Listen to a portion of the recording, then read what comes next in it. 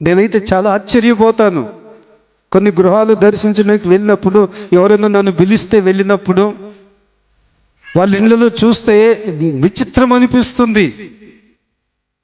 విచిత్రం అనిపిస్తుంది. తల్లితో కొడుకు మాట్లాడడు, కొడుకుతో తండ్రి మాట్లాడడు, తల్లితో పిల్లలు మాట్లాడరు.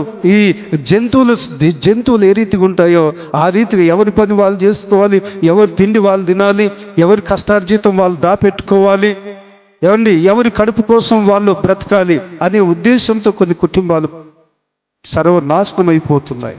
పెత్తానం లేదు, ఒక కుటుంబం మీద బాధ్యత లేదు. ఒక కుటుంబంలో భార్య భర్తలు ఉంటే ఎవరి మీదైనా ఒకరి మీద బాధ్యత ఉన్నప్పుడే కదా. ఎవరి చేతిలో దొరికింది వాళ్ళే తినుకుంటూ దోసుకుంటూ వస్తే నీకు ఇష్టం వచ్చినట్లు నువ్వు తిరిగితే కుటుంబం బాగుపడేది ఎట్లా? యోబు కుటుంబం ఉందా అట్లా? యాకోబు కుటుంబం ఉందా అట్లా?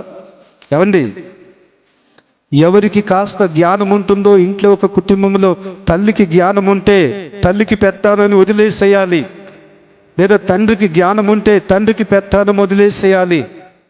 సంసారమును కొనసాగించే వాళ్ళు ఎవరైతే ఉంటారో వాళ్ళకు వదిలేసేయాలి.